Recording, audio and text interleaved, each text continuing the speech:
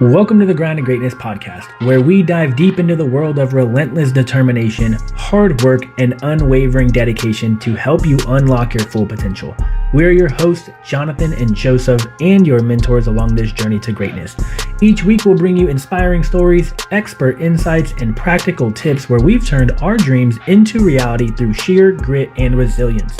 Whether you're looking to excel in your career, improve your health and well-being, or simply level up in life, this podcast is your go-to source for strategies, motivation, and the mindset needed to achieve personal excellence.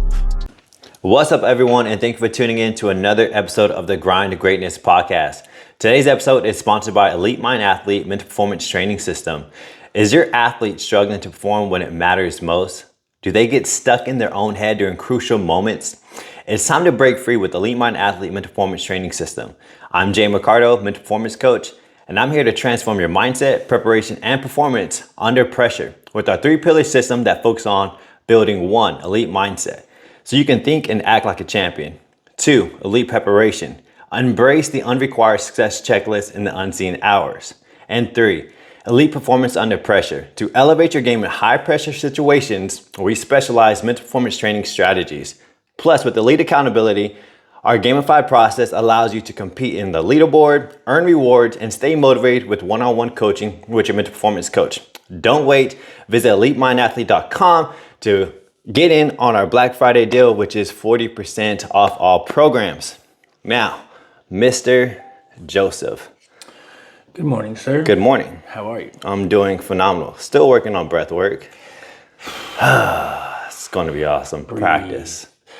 Breathe. I just need to program more practice because it's not in there. I'm not programming it. It needs to be pain point enough. And today, there's enough pain point. I don't like it. All right. So here's what we're going to be talking about today. We're going to be breaking down our quotes that we say at the very end of every single podcast. Don't work to keep up. Work to separate. Work to separate. Why? Not having this type of mindset is going to be holding you back, right? We hear it all the time. People meeting the standard and thinking that's okay. And why that is keeping you average, it's keeping you in the struggle bus, and it's keeping you from not achieving your goals.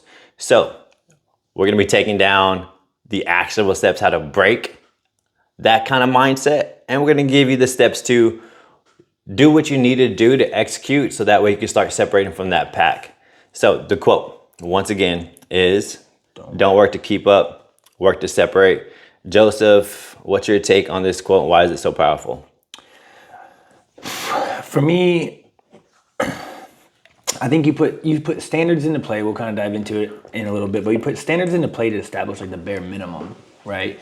Companies have standards to make sure that you're kind of like doing the baseline to get by, right? And then when I always love like when people talk about getting promoted and stuff like that, and how like if they didn't get the promotion, like why did that person get it? Why did that person? Because they went above the standard, right? Like, well, I always do my job. Look at my numbers. Look at this. Look at that. I'm like, cool. You did the standard. Like you did the bare minimum. Yeah. You know. And so just because you did what the company asked of you from the bare minimum doesn't mean you're deserving of a promotion or bigger and better things or a new position.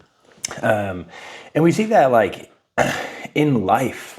And I think this is where like, we talked about it before, but in the military, we had the quote, complacency kills. The standard is complacent. You walk into work every day, you walk into your job every day, whatever you're doing, and you do the bare minimum. You do the standard, right? That's complacency. You're not striving for excellence. You're not trying to get better in any direction. You're not adding value. You're just doing what's expected of you, and nothing more, and that's where you draw the line. And I love the people who are like, don't work overtime. Don't go above and beyond. The company will fire you and will replace you. They're not paying you to do extra. Yeah, they're not paying you to do extra. Don't do that. No, don't do that. Clock out, fucking go home. Don't answer your phone on the weekends, blah, blah. Yeah. I'm like, cool, you're doing the bare minimum. And you will always do the bare minimum. Then when you wake up when you're 30, 40, 50 years old and you're going to feel like you're stuck. And you're like, well, why am I stuck? I've been working my whole life. I'm like, yeah, you've been doing the bare minimum your whole life. That's exhausting.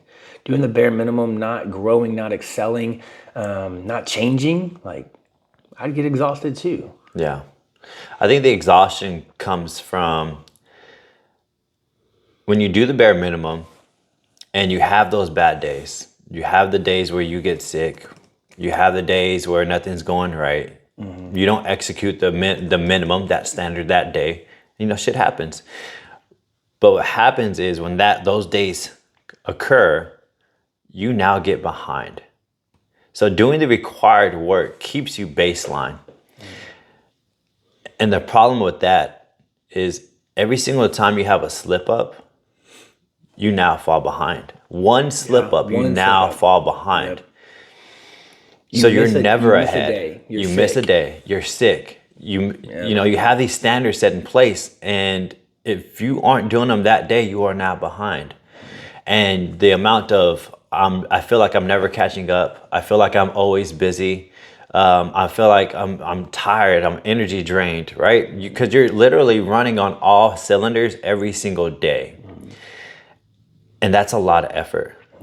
And I think the misconception of disciplined people is that they're monsters and they have an extreme amount of discipline. We're not. We're very lazy, and we find ways to put a system into place that puts us ahead automatically, like an immense amount of preparation. So don't work to keep up, work to separate. When you do that, you create a sense of, not a sense of urgency every single day, like, oh my gosh, what happens if I don't do this? I can slip up because I did so much preparation that I'm still ahead. Yeah. I can even slip up twice and it's okay. Yep. And I'm not like bleeding out anywhere because of the amount of preparation and the system that we put in place. So you have a more eased life, but you don't view it that way if you're a high performer. You still view it like you're not doing enough. Well, just imagine there's two different ways to go. Imagine if you're running a race and you're just fighting to catch the guy in front of you. That's exhausting, right? Like your mindset is just exhausted of constantly chasing the person in front of you versus working to separate, right? You're the guy up front. You're just running your race. Yeah. It's just natural to you. It's just who you are. It's just your mindset of how you enter this thing, whatever it may or may not be. And that's the difference. And when people come to me and they talk about how exhausted they are or how they can't keep up or how they can't catch up or how they can't get ahead, I'm like, because you're always chasing. You're always like, and what you're chasing is the bare minimum. You're always running and gunning. Yeah. Like running and gunning, running and gunning, running and gunning. That's exhausting. And you're doing it again for the bare minimum. You're not even doing it for something that will help you feel better, right? Yeah. So like you and I run and gun, but we're doing it to separate. Yeah. We're not doing it to catch this person or to again meet my standard. Yeah, like we're not doing it for that reason. We're doing it because we love it. It's our passion. It's our whole framework around how we wake up every single day. It's like, how can I get better and leave people behind, right? It's how can I separate myself from the standard. I used to remember, like me when I used to be at Gold's Gym, my general manager, Pete, I think he watches these, Pedro Cantu, he was my general manager. And when I first got my first promotion, he was like, hey, what day off? What day are you going to take off? And I was like, I don't take days off. I was like, I work every day. I have at least 5 clients Monday through Sunday. And he was like, no, you have to take a day off. And I was like, I don't think so. He was like, yeah. He's like, as a manager now, like I have to make sure you take a day off. And I was like, well, I'll take a day off from my managerial duties. Like I'm not clocking in as a manager. I'm clocking in as a coach, as a trainer, and I'm going to train clients. It's like we had like 2 ways of income, right? Mm-hmm. And so we fought. Man, we fought. And he was like, you need to take a day off. And I was like, fine. I'm just going to stack up my Saturday. I'm going to stack up my Friday. I'm going to move my clients around. And then I'm going to be in the gym for fucking 10 hours training clients back to back to back to back to back. Yeah. And I created this level of separation. No, like literally one person could keep up with me, and the personal trainer is my mentor, Lawrence Brown. Yeah. He was my manager when I first got into it. And it was just wild to watch the other coaches just like sink in soot, right? Of like, Joseph's always up here. Joseph's always up here. They were always chasing me. Yeah. Like they were always working to keep up. And it's like, Don't work to keep up. Work to do better. Work to beat me. My job as your manager is to set this level of expectation, but I want you to surpass it. Like, how can you beat me? That's my whole job as a leader. Yeah. I want you to beat me. And I talk about that with my coaches as well. So I was like, guys, like, I've grown this company to 350 clients. Like, I want you to have 400, 500, 600 clients. That's my job. Like, but them getting into that mindset is very tough because all they see is, I want to be like Joseph, I want to be like Joseph, I want to be like Joseph. Like, no, I want you to be leagues ahead of me. Because if you're always chasing me, that's exhausting. You'll burn out. Yeah. Because you're doing it for the wrong reasons. You need to do it to do something different. You need to do it to separate yourself, from the cultural norm, whatever it is. So what's holding people back, right, is this mere fact that becoming structured, becoming disciplined, and having an immense amount of preparation is exhausting. They think like, it's a lot of work, right? But in the reality, it's not a lot of work. What you're doing and running and gunning every single day is way more exhausting than spending a couple of 30 minutes here, an hour there to prepare to make your day go more smoothly. Mm-hmm. Like because we're more disciplined, we use less energy. Mm-hmm. Because everything's just kind of streamlined. It's kind of just do. It's very efficient. It's very efficient. It gets the job done, and it gives us extra. We do extra, mm-hmm. And because we're not running and gunning, we're not busy. We're not like getting pulled here, getting pulled there. We're like, this is what I'm doing right here, and this is what I'm doing over there. Mm-hmm. It's actually less exhausting than you think. The fact that you think all the preparation is way more exhausting, all the extra work is way more exhausting, it's not. It's really when you have a good system in place, it makes your life a lot easier. Ton easier.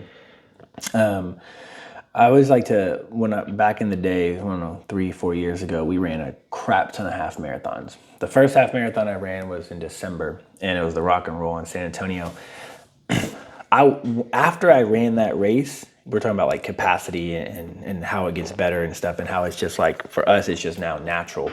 It's our new standard, right? Of like overworking, excelling, so on and so forth. The very first half marathon I ran, when I got done, I was done for the day. I went home, I took a shower, I slept all day. I woke up at like 7 or 8 p.m. and went to go get food and then went right back to sleep. I was done. My capacity for that was nothing, right? Yeah. Fast forward a couple months where I've been running. I've ran 4 or 5 half marathons. I'll never forget one day, my church looked at me like I was crazy because I ran a half marathon, and then I ran home, I showered, and I still made it to church on time by 10:30 a.m. The race started at 8. I finished a half marathon and got home and showered and made it to church by 10:30.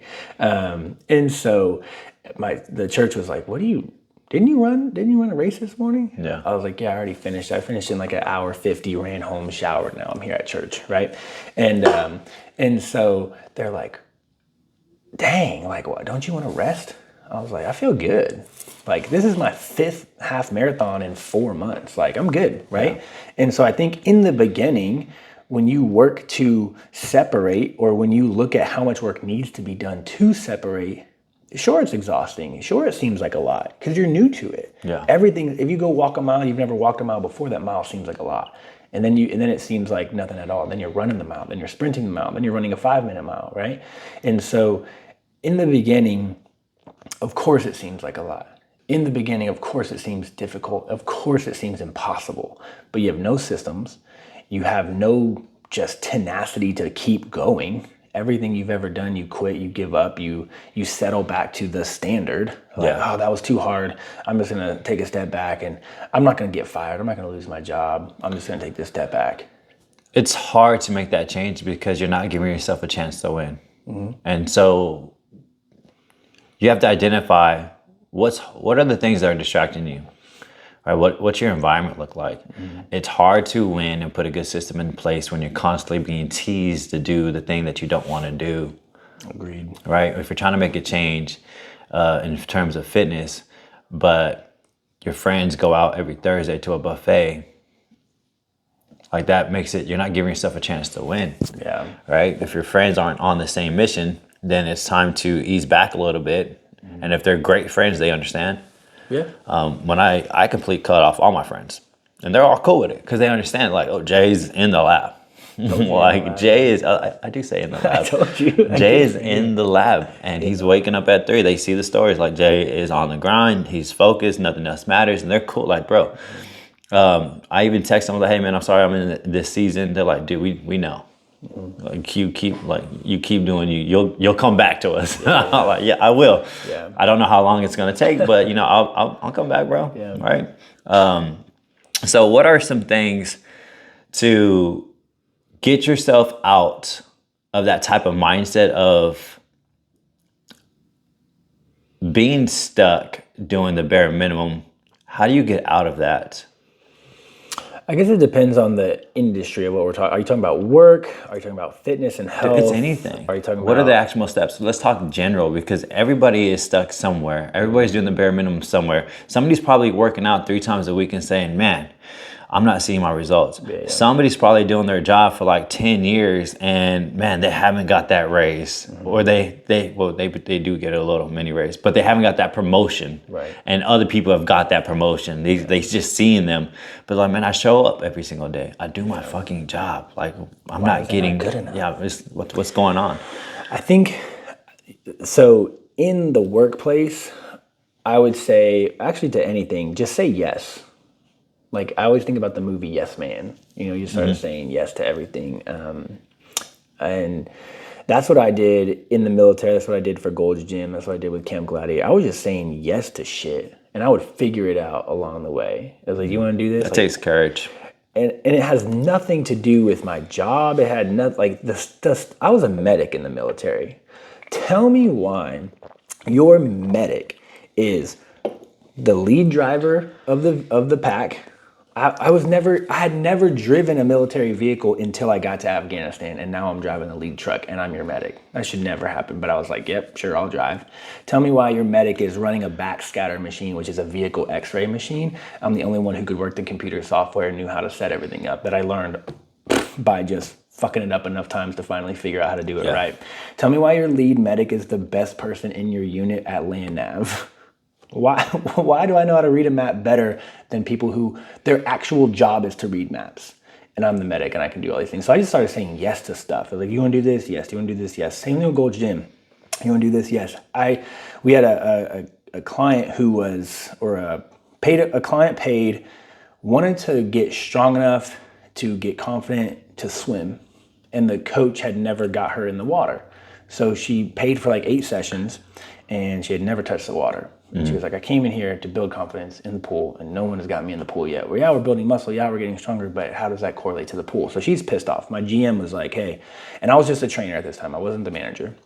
And he talks to all the coaches, and he's like, all right, we dropped the ball on this one. She's mad. Like, what are we going to do? I was like, I'll jump in the pool with her.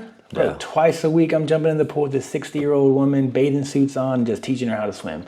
Bro, I know how to swim, but I don't know how to teach people how to swim. Yeah. I'll do it. She wrote me the nicest card. You changed my life. Thank you so much. I can now swim with my grandkids. I'm so confident. You just changed my whole summer, blah, blah.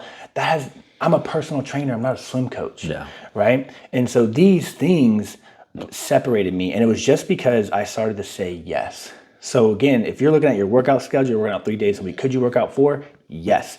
Could you eat more protein? Yes. Could you say no to your friends? Yes. Could you do something outside of your job description? Yes. So just say yes. It's literally that simple. I would say, in terms of what you're suggesting, is to make a challenge. Things are much easier when you turn things into a small micro challenge. I used to hate challenges. Oh, the 21-day challenge, the 30-day challenge. I hated challenges so bad because I knew what happens when you're done with the challenge. You mentally check out, go back to whatever. But then what I realized is, wait, challenges help people start. Yeah. And in the process of that challenge is to be smart enough to know when that challenge ends, to put systems in place to keep it going without the challenge.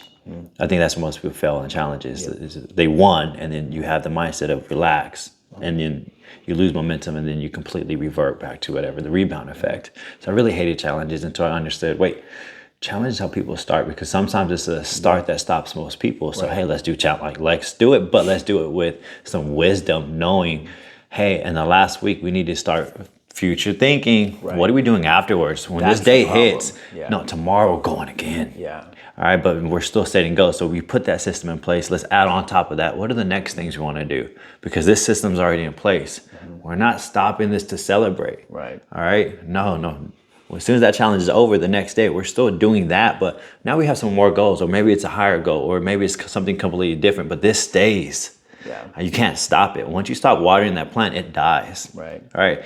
So I like that. Setting it to a challenge. What I tend to do is I start setting standards for myself. And I get very specific. And I also set the standards for the people around me. So setting expectations. And so, for example, a couple of weeks ago, family life has been, once again, we put a system in place for family life. Somehow it breaks or it fades, right? And so I put a new system in place about 3 weeks ago for my family, for the weekend specifically. I just noticed that, meal prep wasn't as happening as it should.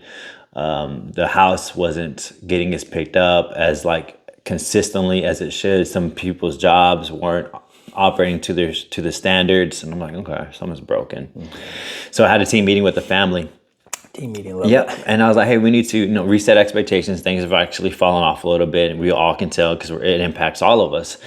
And I was like, the standard is, what is the problem? Oh man, the problem on the weekends, everyone's sleeping in.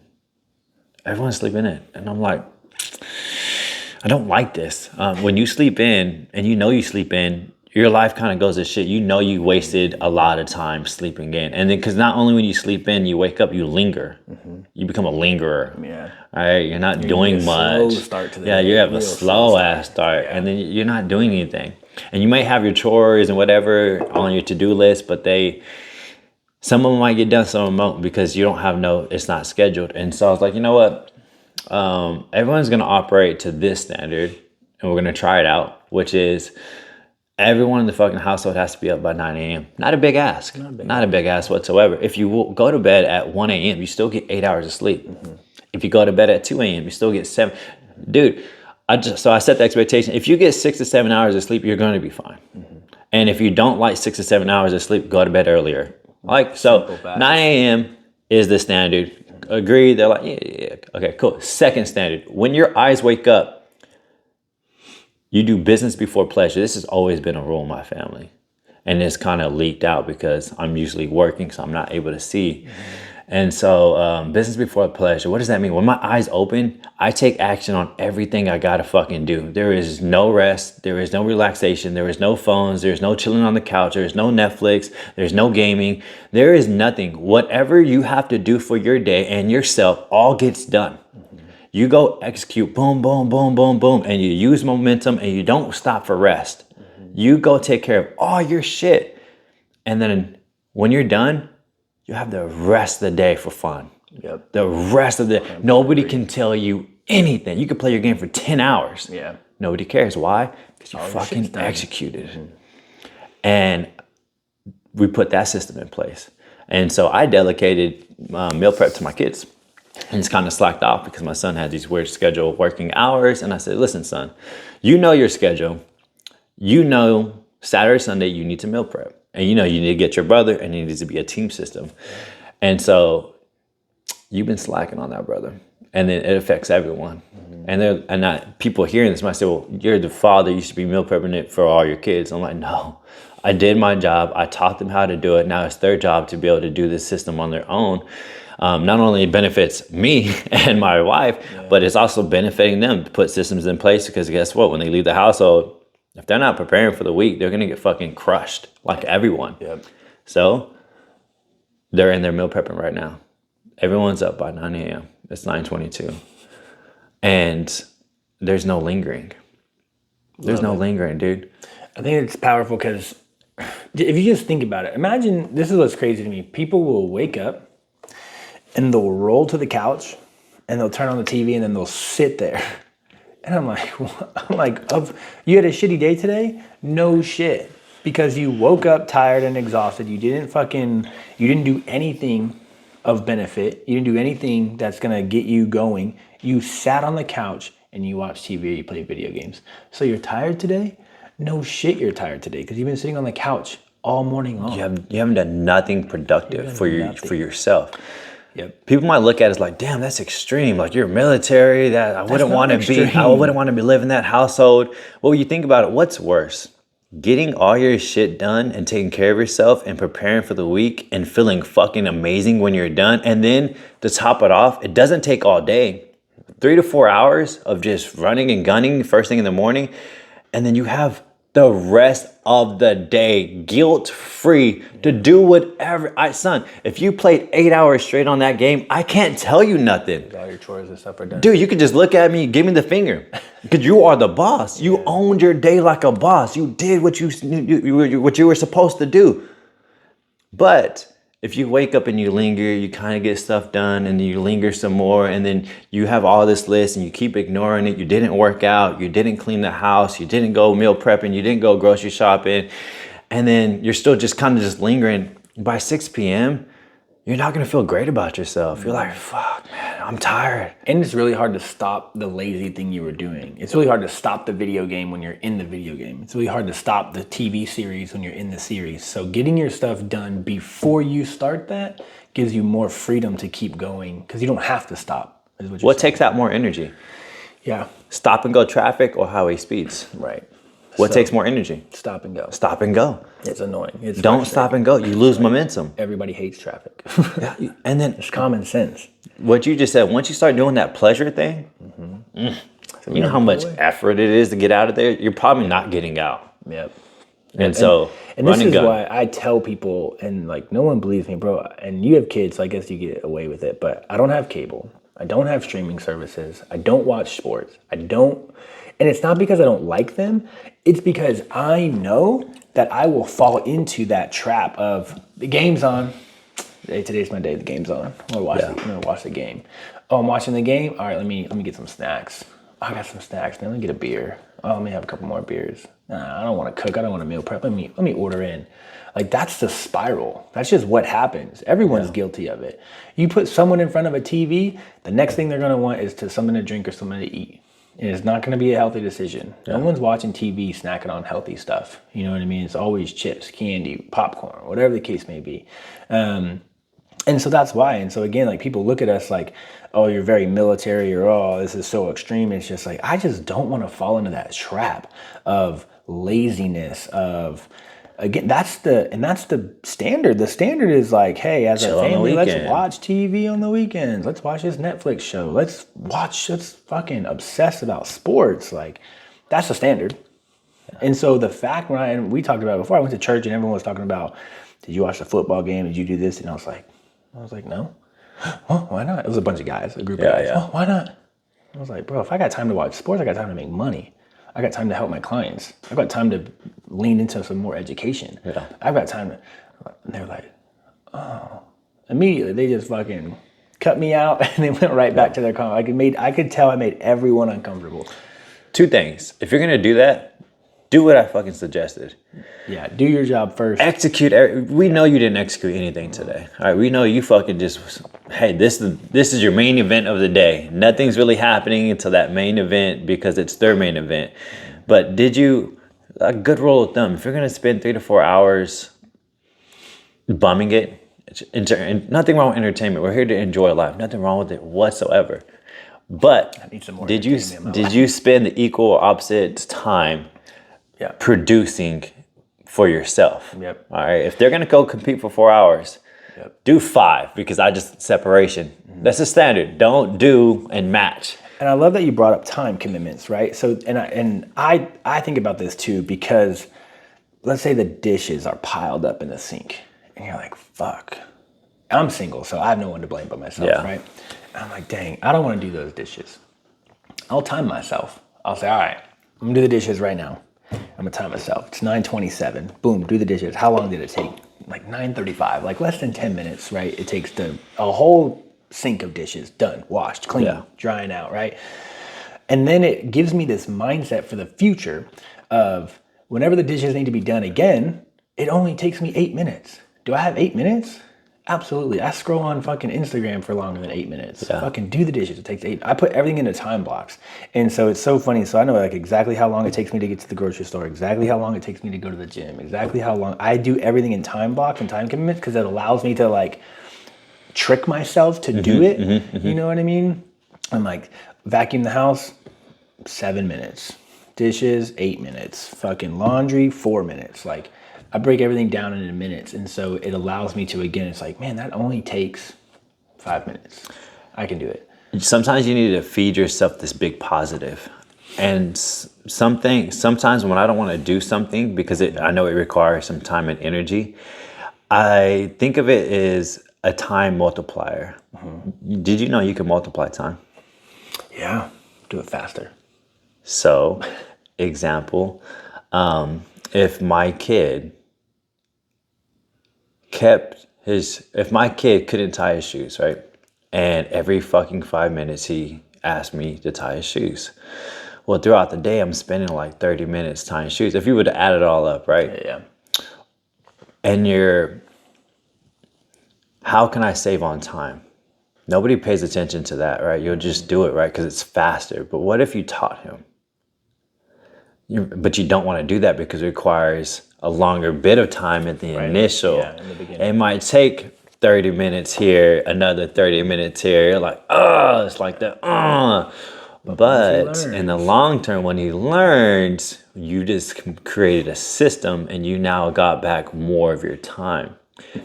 I put that same strategy into teaching my kids stuff. When I know that they could run a better system without me in it, I'm going to spend 4 weekends, 1 month, teaching my kids how to meal prep. They're like, damn, you're going to spend 2 hours or 3 hours for an entire month, each month. So what's 3 times 4? It's 12 hours total. Man. You're saving yourself hundreds of hours. But once I do it, it's game on. Like I gain all my time back, which then I can put it into positive, productive action to grow in the business, right? What's important at that time. So that's how you multiply time. What is something right now that you can systemize that can maybe require more time and effort and energy up front, which is like meal prepping, to create an easier flow for the future? And there's so many different approaches, and my other buddy Colby and his wife Valerie, they have 3 daughters, all ages, fucking 6, 3, and 1 or 2, young, right? And I get on calls with clients all day long, and the excuses that come in my direction from my clients about kids is wild. And they have like 10-year-olds, 12-year-olds, 15-year-olds, blah, blah. And I'm like, what? Like you have to babysit your kid to make sure they shower and brush their teeth? You have to babysit your kid to make sure like they clean their room?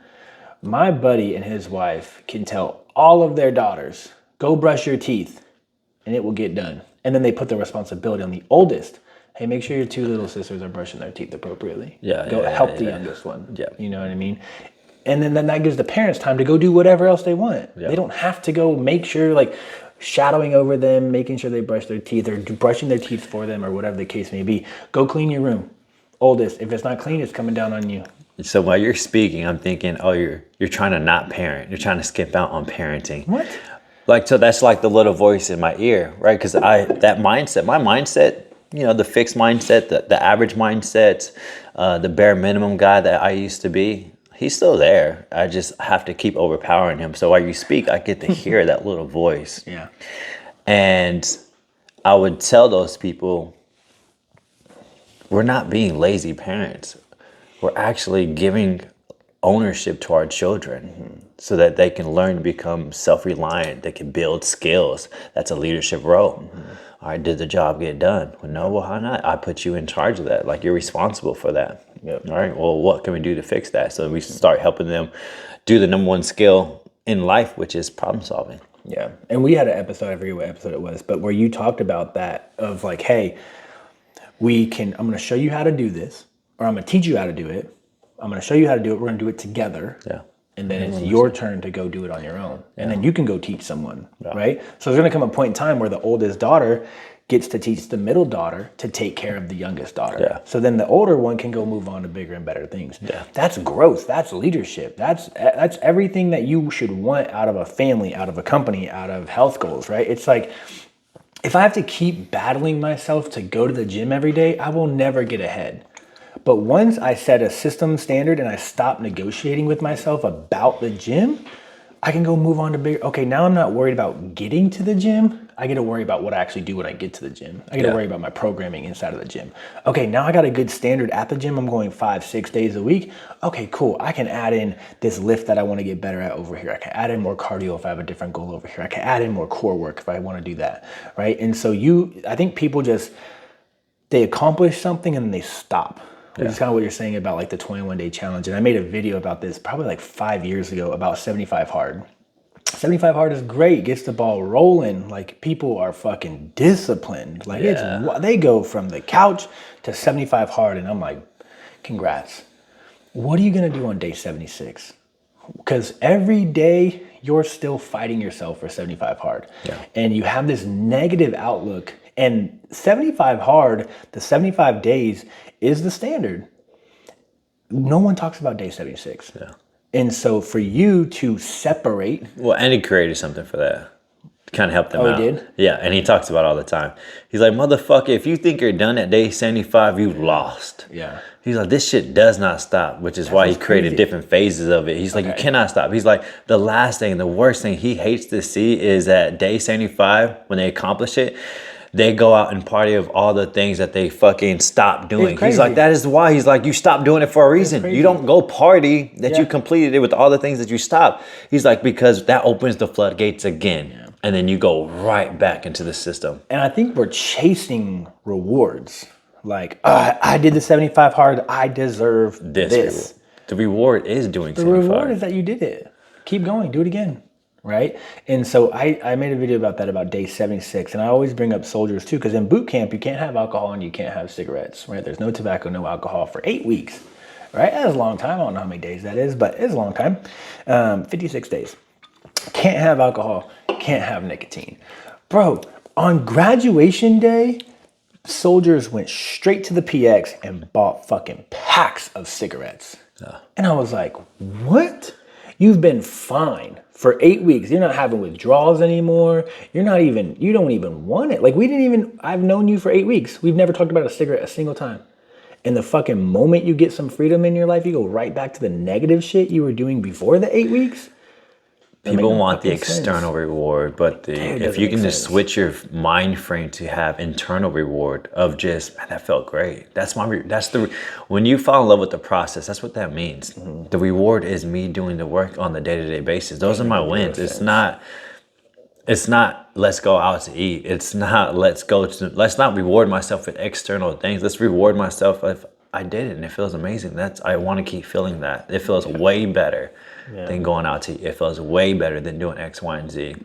I think the third strategy, probably the last strategy, so because of time, is you make this thing of all this extra work, the separation work, this big thing. Like you have to do, example one, meal prepping, that's 3 to 4 hours, right?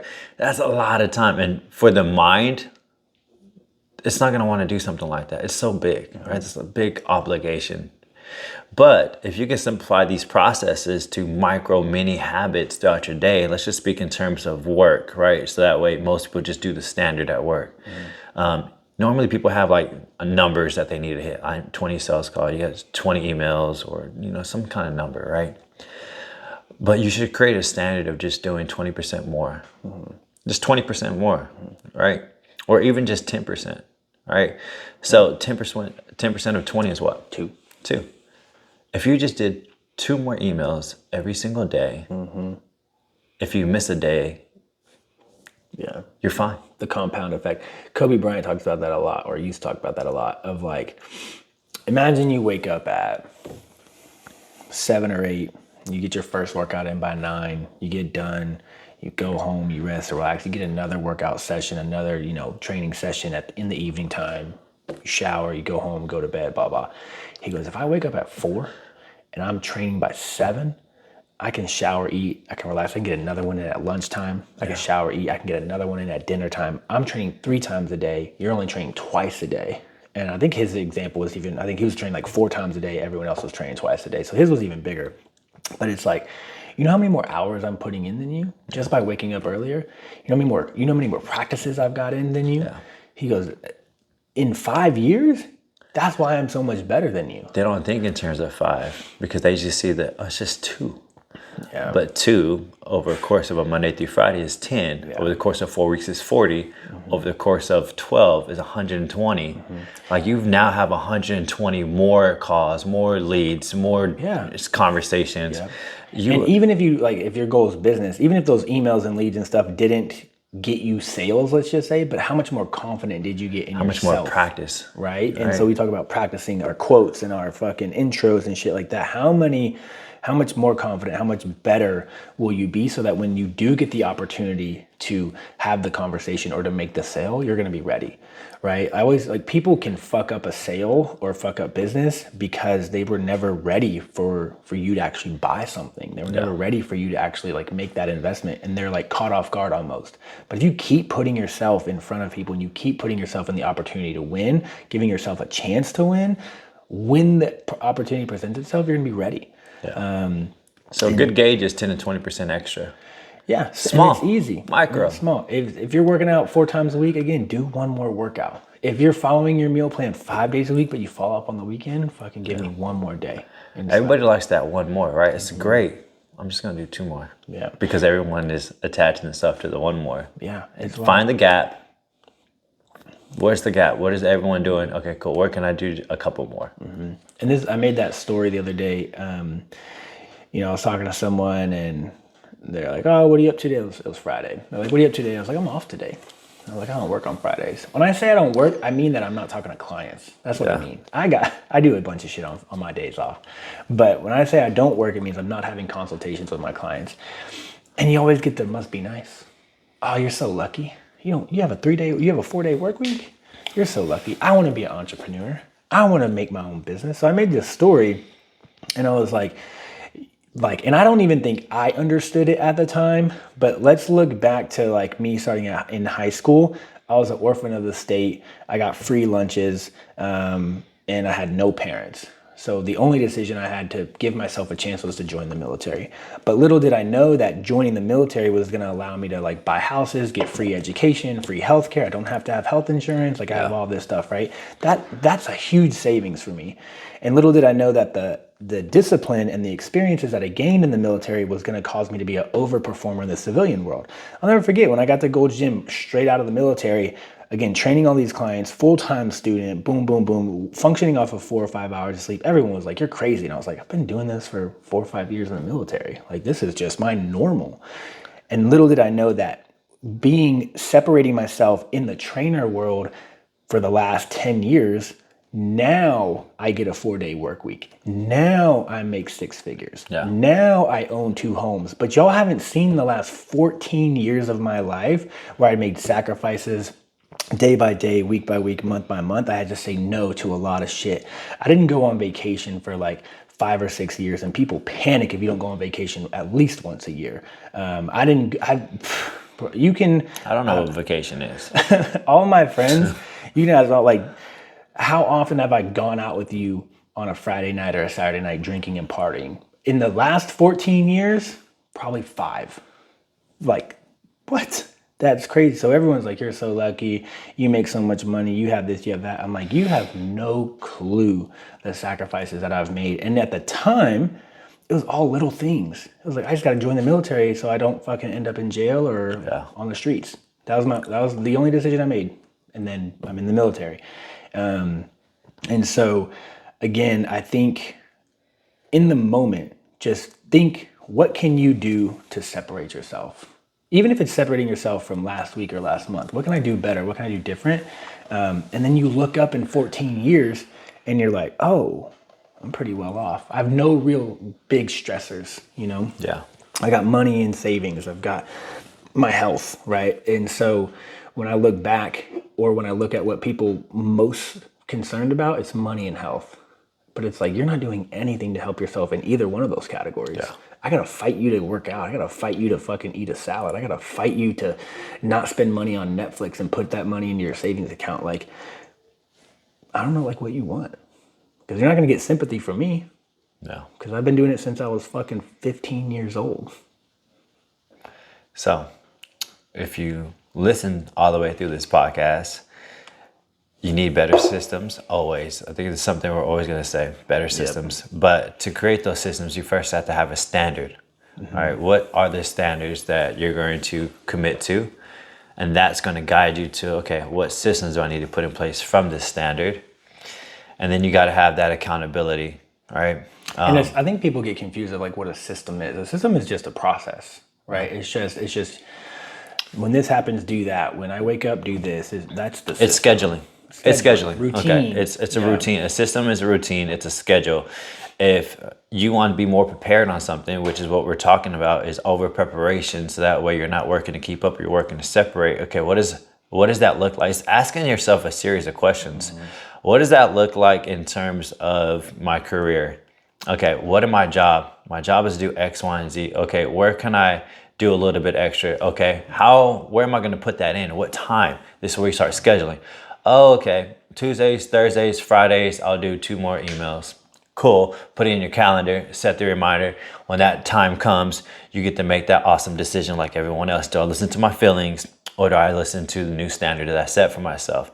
And the more times you choose that new standard that you set for yourself, you just created a much easier path for you to do it next time and then the next time. And then you won't have to worry about your feelings no more because it's much easier now. You created a habit of taking the new standard that becomes the new lane. And the feelings, that becomes a harder lane. Yeah. Because you're just like, nah, I don't want that feeling. It may be comfort, but I feel like shit afterward. I feel terrible afterwards. Yeah. No, I'm not doing that.